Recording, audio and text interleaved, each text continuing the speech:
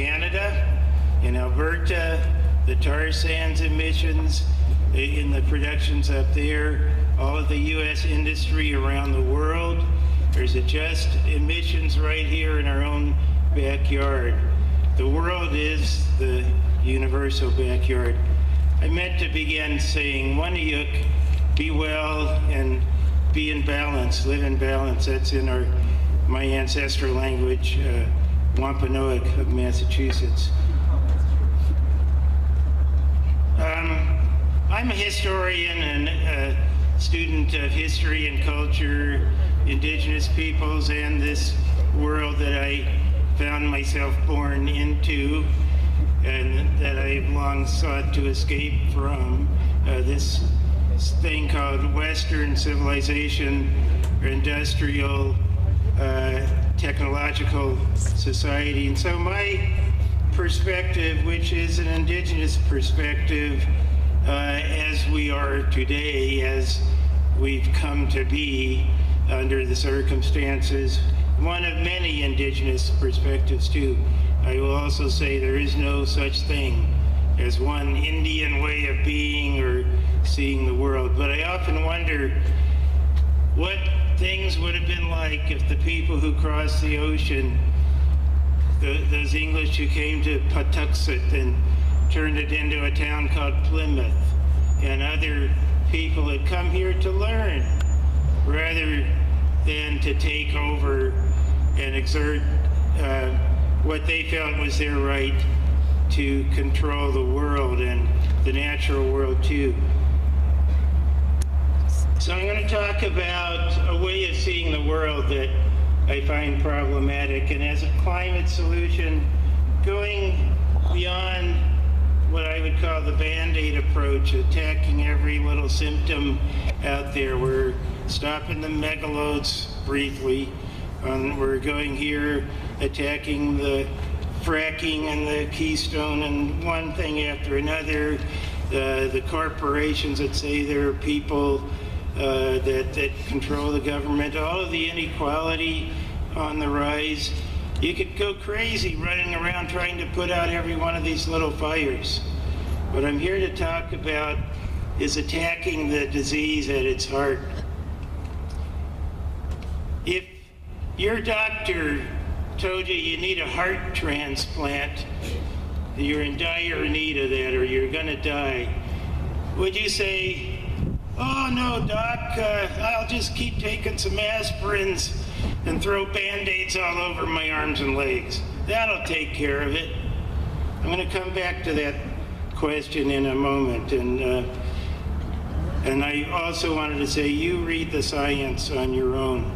There's no reason to not be informed as to why we may just have 15 to 20 years to do what we can, and not 40, 50, 100, as some people say. So I have a 10-point outline. I just have to jump to that because I have a very difficult time speaking for 5 minutes. Of the symptoms, of the root of the disease, the deep disorder, and I'll just read these point by point as things to think about in preventing more and more symptoms from reoccurring. What if we tackled carbon and they come up with some other industrial technological way of destroying us all because they think they have the right to control the Mother Earth? And so point one of these deeper disorders. Humans are separate from nature, superior to the natural world, and have the right to do whatever they want to the natural world. Point number two, nature, or the biosphere, is not an interconnected system that sustains all life, including ours. It's just the scenery. Point number three, the purpose of life is to collect and consume as many resources and manufactured products as possible. Point number four, more is always better than less. Number five, bigger is better than smaller. Number six, Faster is better than slow because time is money. Number 7, economies and societies must grow, even if we live on a finite planet with finite resources. Number 8, you can't have an economy without currency. Therefore, other Earth-centered ways of economics and ordering society are not worth thinking about. Number 9, a big one that our opponents often use. Jobs are always a good thing, no matter what they produce, however toxic. And number 10, and I don't know why I just did 10, I could go on and on. I think it was the 5 minutes thing, okay. Number 10, it is only the money and the perpetuation of our way of life that matter. Even if science has revealed to us that this way of life is the way of death for all beings in our interconnected, interdependent biosphere. So back to the earlier question, what if your doctor said you needed a heart transplant? What if it was not just your doctor, but you somehow had a good enough healthcare policy to consult with 98% of the world's heart specialists in the world, and they all told you the same thing?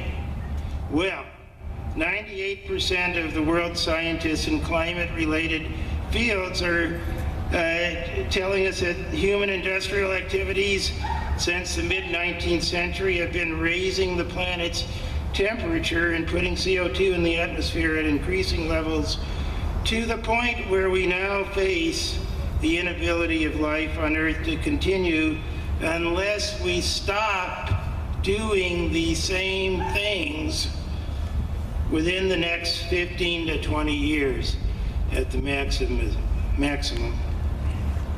Solutions: don't wait for the status quo institutions and so-called leaders or the various industries to take the necessary actions, because their positions of prosperity and economic advantage have them trapped in believing that the status quo is basically good, that those conceptual paradigms are basically good, and that they start from the premise that we have to continue to consume in the ways that we are. The people must be, okay, I lost something there. If they won't produce the green technologies that we need, then the people need to produce them themselves by whatever means that they can, that we can, and we can share those products, whether it is food, land, transportation, housing, clothing, whatever, accepting that, rather than accepting that everything must be owned by individuals. We also need to re-examine our definition of the ideas of need. Transition Missoula and their time bank labor exchange programs is an example of solution, something you can do. Home resources here in Missoula also, where all kinds of building products can be recycled and bought used. The community gardens, secondhand clothing stores, free bicycles, many other things are already in process. There are ideas galore out there. There's no reason to be immobilized waiting for leaders. The people can build your own electric cars, other vehicles. You don't have to wait for Detroit, and so on. And ultimately, and the last thing, I'm sorry for going over time. If we do all those things, put in an alternative economy, an alternative way of life into place, we can then boycott the death machine, the other destructive way of being, you know. It has to start somewhere, and we can shut the machine down if we put the alternatives into place. Thank you for your patience with me and my lack of ability to keep time.